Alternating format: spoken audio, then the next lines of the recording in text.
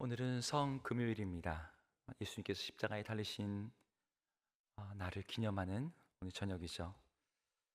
많은 교회에서 성금요일이 되면 이 시간에 성찬을 하곤 합니다.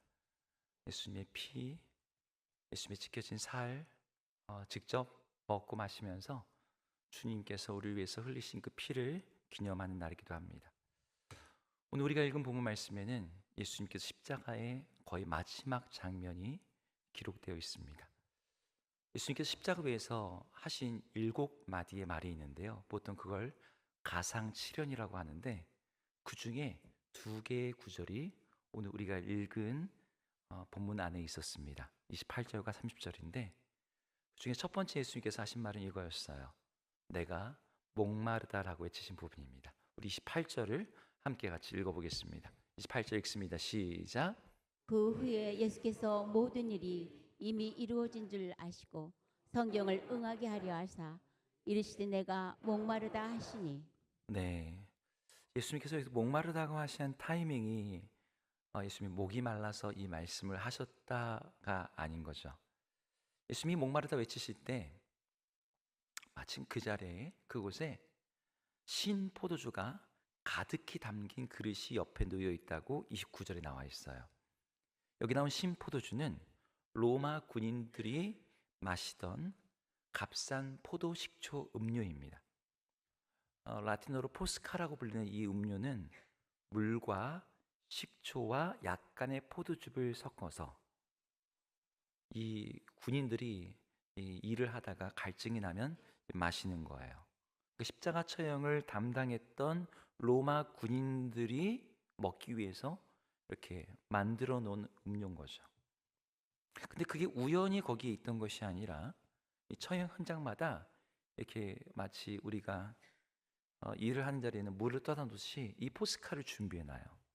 예수님이 목마르다고 하시자 사람들이 그 신 포도주를 해면에 적셔서 우술초에 메어서 남에 다리신 예수님의 입에다가 가져다 대었습니다. 그리고 예수님은 그것을 입에 대었다라고 되어 있어요. 여기서 중요한 것은 예수님이 목마르다고 하셨던 것이 단순히 자신의 갈증을 호소하신 것이 아니라 하나님의 말씀, 성경을 응하게 하려고 이 표현을 하셨다는 거예요.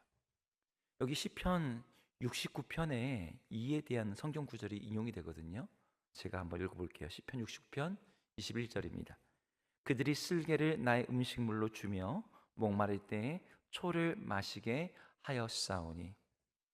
여기 초를 마시다가 바로 이 신포도주를 예고하고 있는 내용이에요. 그러니까 예수님께서 이때 마신 포도주는 메시아의 고난을 예언하고 성취하는 그러한 음료인 거죠. 그런데 어떤 분들은 이 구절을 읽으실 때 뭔가 이상하다라고 느끼시는 분들이 있을 수 있어요. 왜냐하면 다른 복음서에는 예수님이 마시지 않았다고 되어 있거든요.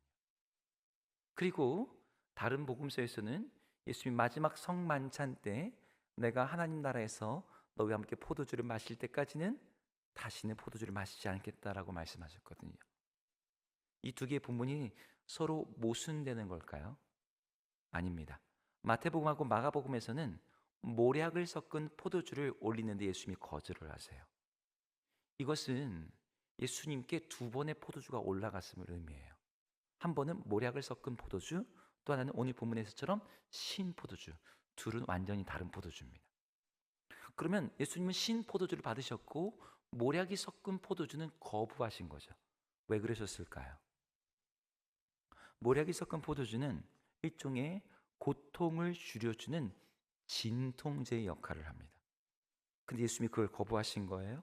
그것은 예수님이 십자가의 고통을 줄이는 것을 거절하시고 그 고통을 끝까지 감당하는 어려운 방식으로 그 고난을 짊어지셨다는 거예요. 반대로 예수님이 신포도주를 받으신 것은 고통 중에서도 하나님의 말씀을 그대로 응하게 하시고자 그것을 받으셨다는 거죠. 여기서 우리는 예수님이 십자가에 달리신 바로 그 자리에서도 지금 정신이 하나도 없을 상황에서 신포도주와 모략이 섞인 포도주를 구분하고 계시고 어떤 것은 받으시고 어떤 것은 거절하셨다는 거예요. 여러분, 극심한 고통 속에 있는 대부분의 사람들은 아무런 생각을 할 여유가 없습니다. 그냥 본능적으로 움직이게 되어 있어요. 제가 군대에 있을 때 많은 훈련을 받아봤지만 제일 기억에 남는 훈련 하나 딱 떠오르라면 화생방 훈련입니다. 화생방실에 들어가는 시간은 기껏해야 5분도 안 돼요. 그게 훈련의 전부입니다. 그런데 가스실에 딱 들어가서 방독면을 딱 벗는 순간, 그리고 숨을 한번 쉬는 순간, 그때부터 여기가 지옥이구나. 네, 온 가슴이 막 쪼개지는 것 같아요. 네, 죽을 것 같은 고통이 임합니다. 아무 생각이 안 나요. 그냥 문 밖에 나가야 산다라고 하는 그 생각이 허우적거립니다. 지금 예수님이 당하는 고통은 어떨까요? 그냥 손가락이 아프고 발에 못이 찔렸으니까 아프고 그런 정도였을까요? 십자가의 고통의 가장 극심한 통증은 숨을 쉬기가 어려운 통증이라고 합니다. 예, 온몸의 무게를 팔과 다리에 메고서 서 있으니까 이 횡격막이 늘어나는 거죠. 근데 그 고통 가운데서도 우리 예수님은 여전히 하나님의 말씀에 사로잡혀 있었고, 하나님의 말씀에 사로잡혀서 하나님의 구원을 이루고자 하는 일에 자신의 모든 것을 집중하고 계셨어요. 그리고 예수님은 예수님의 마지막 말씀, 다 이루었다라는 그 말씀을 하시고 머리를 숙이시고 영원히 떠나가십니다. 예수님의 십자가 구원 사건이 오늘 완성이 되는 거예요. 그렇게 이 사건이 일어난 이후에 오늘 예수님이 돌아가시고 난 이후에 그 시신 앞에 사람들이 두 가지의 모습을 보여줘요. 제가 지난 월요일에 예수님이 사로잡히던 밤에 안나스라고 하는 과거 대제사장의 집들 안에서 두 개의 재판이 벌어지고 있다고 말씀드렸습니다. 하나는 예수님에 대한 재판과 또 하나는 베드로에 대한 재판이었어요. 오늘 본문에도 서로 당반되는 두 가지의 모습이 나와요. 예수님의 시신을 대하는 두 가지의 모습. 첫 번째는 예수님의 시신을 부정하다, 더럽다 하여서 치워달라고 요구하는 사람들의 반응입니다. 31절을 같이 읽어보겠습니다. 31절 읽습니다. 시작. 이날은 준비일이라. 유대인들은 그 안식일이 큰 날이므로 그 안식일의 시체들을 십자가에 두지 아니하려 하여 빌라도에게 그들의 다리를 꺾어 시체를 치워달라 하니. 여기서 시체를 치워달라고 요구를 해요. 지금 이게 무슨 뜻일까요? 여러분, 그 당시에 십자가형은 단순한 사형이 아니라 로마 제국이 식민지를 다스리기 위해서 공개적으로 하는 어떤 경고와 공포의 처벌이었어요. 그래서 십자가에 달려져 있는 처형당한 시신은 그대로 둡니다. 새와 짐승의 먹이가 되게 하고 햇볕과 바람에 풍화되어 해골이 될 때까지 놔두는 게 일반적이었어요. 그런데 유대 지역에서만은 예외였습니다. 로마 제국도 유대인들의 그 종교, 그들의 율법을 특별히 우대해서 신명기 이런 말씀이 있거든요. 신명기 21장에 그 시체를 나무 위에 밤새도록 두지 말고 그날에 장사하라. 이게 신명기 율법에 있는 말씀이에요. 그래서 유대인들은 시체를 나무에 계속 달아 놓는 것은 하나님 앞에서 부정하는 것이라고 생각했어요. 게다가 지금 가뜩이나 이 시기가 타이밍이 언제입니까? 안식일인데다가 6월절이에요. 이 즐거운 하나님 앞에서 구원을 기념하는 명절에 시체를 나무 위에다 그대로 달아 놓는다는 것은 이건 너무나 부정한 일인 거죠. 그래서 예수님과 좌우편 강도의 다리를 꺾어서라도 당장 오늘 죽여서 시체를 치워달라고 요청을 한 거예요. 그리고 내려달라고 빌라도에게 가서 말을 합니다. 그래서 군인들이 이제 이 시체를 치우려고 하는 겁니다. 자, 그러면 로마 군인들이 그렇게 내려진 시신을 어떻게 했을까요? 장례를 잘 치러가지고 고생 많았네 그러면서 염을하고 장사를 잘 하면서 매장을 시켜줬을까요? 아닙니다. 십자가에 달린 처형자의 시신은 나무에서 내려지더라도 반역자로서 바깥에 버려져야 될 시신으로 간주되었어요. 그래서 대개 십자가형을 받은 시신들은 나무에서 내려져도 방치되거나 유기가 되는 거죠. 유대 땅의 특수성 때문에 시신을 내리긴 해요. 다음으로 안 넘깁니다. 하지만 그래서 가끔은 가족들에게 주기도 한대요. 근데 예수님의 경우는 어떤 경우였어요? 로마 입장에서는 저는 자칭 왕이라고 하는 사람이 반역자인 거죠. 그 유대 종교 지도자들의 입장에서는 하나님을 모독한 신성 모독자라고 여겨졌어요. 그 시신은 마땅히 짐승의 밥이 되어야 되는 거예요. 유대 지도자들이 바란 예수님의 최후도 그런 것이었을 겁니다. 그래서 그 시신을 치워달라고 요청한 거예요. 자, 이런 상황에서 예수님의 시신에 대한 또 다른 반응을 보여주는 사람들이 나옵니다. 38절을 읽어보겠습니다. 38절 읽습니다. 시작. 아리마대 사람 요셉은 예수의 제자이나 유대인이 두려워 그것을 숨기더니 이 일 후에 빌라도에게 예수의 시체를 가져가기를 구하매 빌라도가 허락하는지라 이에 가서 예수의 시체를 가져가니라. 네, 아리마다 사람 요셉이 빌라도에게 가서 예수님의 시신을 가져가기를 구했다고 되어 있어요. 앞서 말했듯이 예수님의 시신은 가족이라도 장례 방출이 허락되지 않을 일이었습니다. 근데 아리마대 요셉은 정치적으로 고위 인물이었어요. 복음서에 의하면 이 사람은 유대의 최고의 자치기관인 사내들인 공의회의 의원이었고, 그래서 사회적 지위가 있는 거죠. 로마 총독 빌라도에게 직접 가서 말을 할 수 있는 어떤 위치의 사람이었습니다. 그 사람이 가서 예수님의 시신을 요청한 거예요. 하지만 십자가형을 받은 이 시신을 달라고 하는 이 요구는 지금까지 예수님에 대해서 은밀하게 그분에게 동조했던 이 아리마대 요셉에게는 여러모로 정치적으로 부담이 되는 일이었습니다.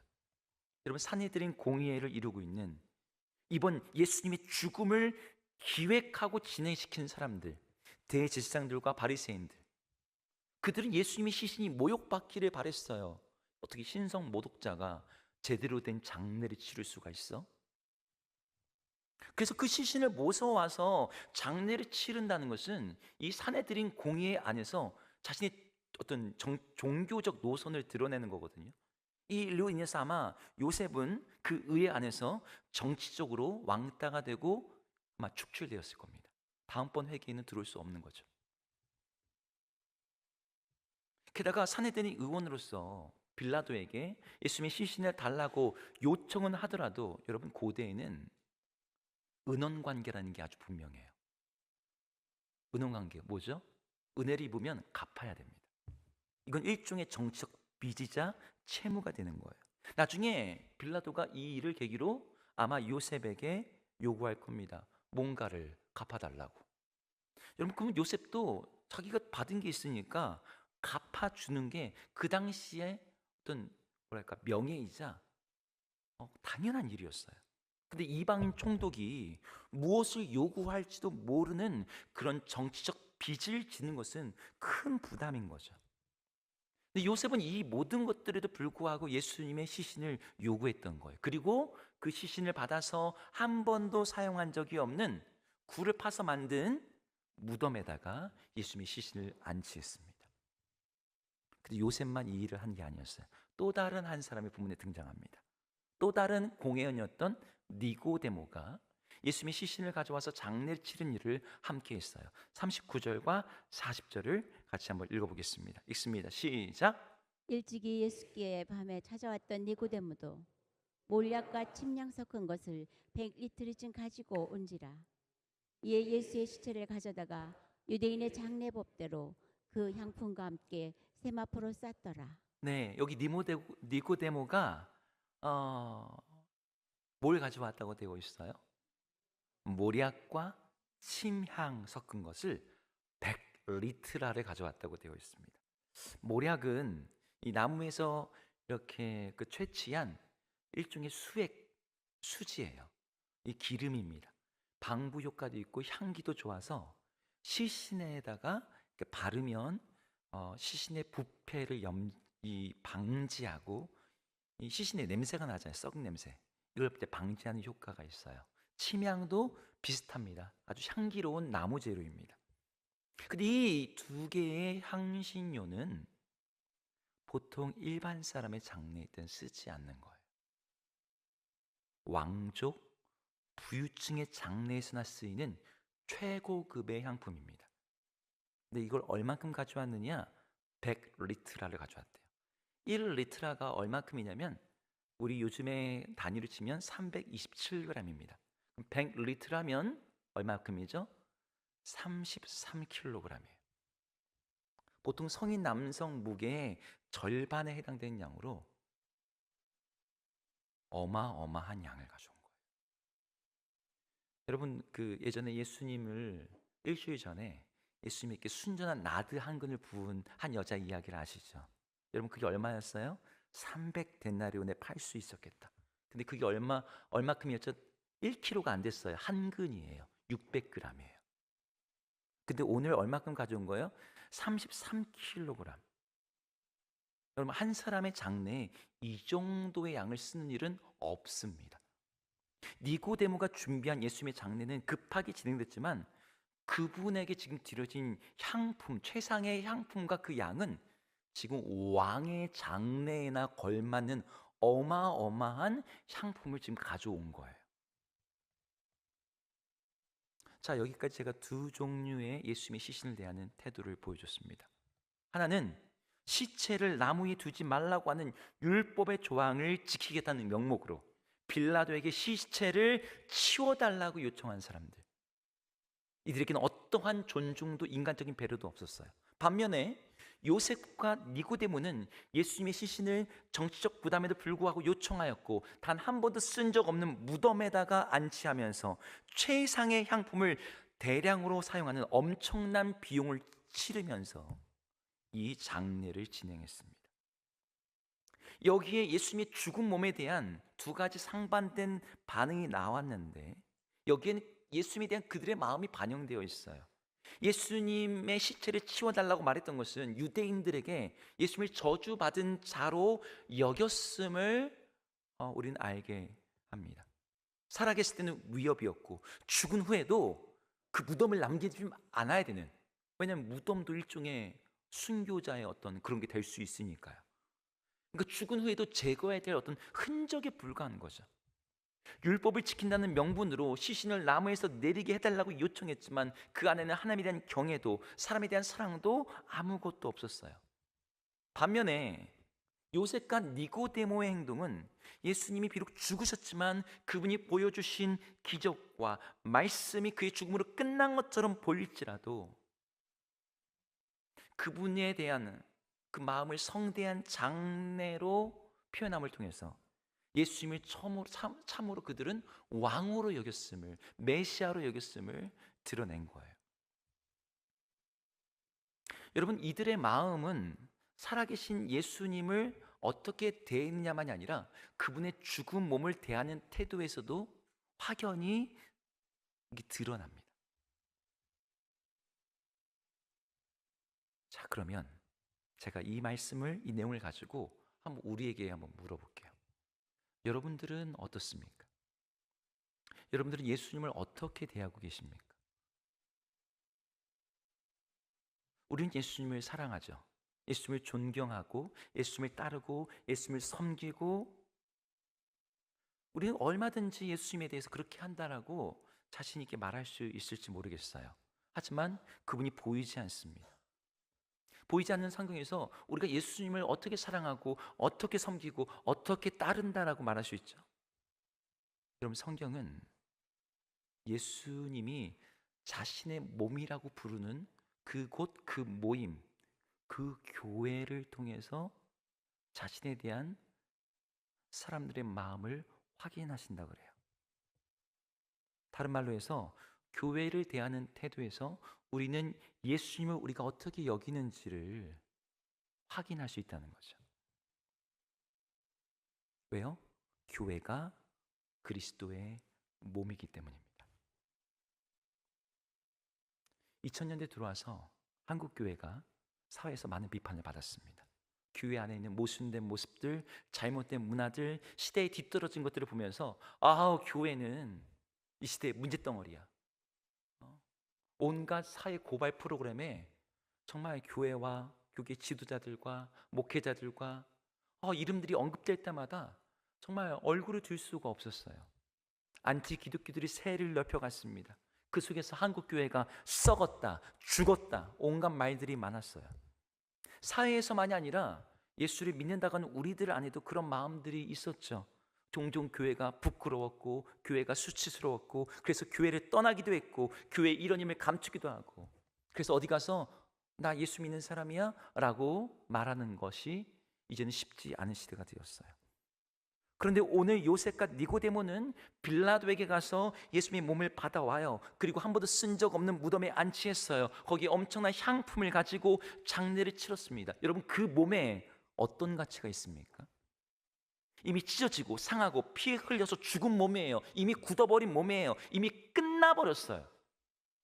그럼에도 불구하고 그들은 그 시신을 가져왔습니다.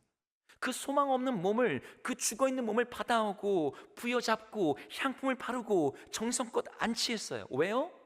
예수님의 몸이니까요. 다른 이유가 없어요. 죽었다라도 그 시신이 예수님의 몸이니까요. 여러분, 주님의 교회가 그렇습니다. 교회에 실망하신 분들이 있을 거예요. 교회에 상처받은 분들도 있습니다. 교회가 말 그대로 죽었다고, 이 교회에 소망이 없다고 교회를 떠나고 교회를 버리는 분들도 있습니다. 너무 속상한 일이죠. 안타깝고 가슴 아픈 일입니다. 그러나 우리는 교회를 떠나서는 안 돼요. 교회를 버려서도 안 되고 교회를 모욕해서도 안 됩니다. 교회가 죽었다고, 저런 교회는 쓸모없다고 방치하고 버려두는 것은 우리의 일이 아니에요. 왜요? 교회는 그리스도의 몸이니까요. 다른 이유가 없어요. 어떤 분들은 효율을 생각하고 결과를 생각합니다. 아니, 이렇게 썩어가는 교회를 애정하고 돌보는 일이 무슨 가치가 있어? 그 일에 무슨 의미가 있어? 그렇게 한들 시들어가는 교회가, 죽어가는 교회가 다시 살아나가겠어? 아니죠. 교회를 대하는데 거기에서 계산기를 두드리고 의미를 찾아 움직이겠다고 하는 것은 주님의 몸으로 교회를 보지 않고 그냥 하나의 조직이나 어떤 결과물로 본다는 증거예요. 여러분, 사랑은 계산하지 않잖아요. 생명은 효율로 판단되지 않습니다. 어떤 부모가 병든 자식을 돌볼 때 얘 고치려면 돈이 얼마나 드는데 그냥 놔둘까? 이 아이가 날 가능성이 있겠어? 하면서 간호할지 안 할지를 결정하는 부모가 이 세상에 어디 있겠어요? 우리는 교회를 그렇게 대할 수가 없는 거죠. 왜냐하면 교회는 우리가 평가하고 선택할 대상이 아니라 주님께서 자신의 피로 사신 자신의 몸이라고 말씀하고 계시기 때문이에요. 그래서 사도 바울이 골로새 1장 24절에서 이렇게 말합니다. 같이 한번 읽겠습니다. 읽습니다. 시작. 나는 이제 너희를 위하여 받는 괴로움을 기뻐하고 그리스도의 남은 고난을 그의 몸된 교회를 위하여 내 육체에 채우노라. 바울이 여기서 뭐라고 말해요? 내가 고난을 감내하고 견디면서 자신의 육체에다 채운다고 말해요. 왜요? 그의 몸된 교회, 예수님의 몸된 교회를 위해서 그 일을 하건대요. 여기서 바울이 말하고 있는 여러분, 이 교회, 골로새 교회, 앞에서 말한 여기 다른 교회들도 많이 나오거든요. 고린도 교회 문제 많았습니다. 네? 교회가 썩었다라고 말하는 그 모습들이 초대 교회에 이미 있었어요. 그런데 그 교회를 위해서 그 괴로움과 그 고난을 자신의 육체에 채운대요. 왜요? 그리스도의 몸이니까요. 여러분, 저희가 고난 주간을 지나가고 고난을 기억한다라고 할 때 여러분, 그게 어떻게 하는 걸까요? 예수님이 나를 위해 죽으셨지. 아프셨겠다. 이 생각을 하는 게 고난을 기억하는 게 아니에요. 그리스도의 몸된 교회, 그 교회의 성도들, 그들이 연약할수록 더 붙잡고 상처가 있을수록 더 감싸고 무너진 것처럼 보일수록 더 눈물로 섬기는 것, 이게 주님의 고난에 참여하는 자들의 모습이자 십자가의 길을 따르는 사람의 태도입니다. 요셉과 니고데모는 예수님의 몸이라고 하는 그 이유 하나만으로 그 시신을 받아와 장례를 치른 일에 자신의 정치 생명과 자신의 많은 부를 쏟아 넣었어요. 성경은 그 장례 이후에 두 사람의 삶이 어떻게 되었는지 말하진 않습니다. 정확히 몰라요. 하지만 복음서에 그들이 한 일이 기록되었다는 것은 하나님께서 그들의 행동을 받으셨다는 것을 암시합니다. 저는 주님의 몸된 교회에 대해서 하는 우리들의 행동, 태도, 섬김이 우리 주님 앞에서도 동일하게 여겨질 거라고 믿습니다. 지금도 성도 5명, 10명 섬기기 위해서 어디 멀리 이야기 아닙니다. 이천에 있는 다른 교회들 이야기예요. 자신의 평생을 드리고 있는 그 목회자들, 여러분 그 사역에 무슨 효율성이 있습니까? 거기 무슨 비전이 있어요? 그럼에도 불구하고 그것을 떠나지 않고 섬기는 그 일을 자신의 운명처럼 하는 목회자들, 그 교회를 섬기는 성도들, 여러분 그들을 우리 주님 멸시하실까요? 아닙니다.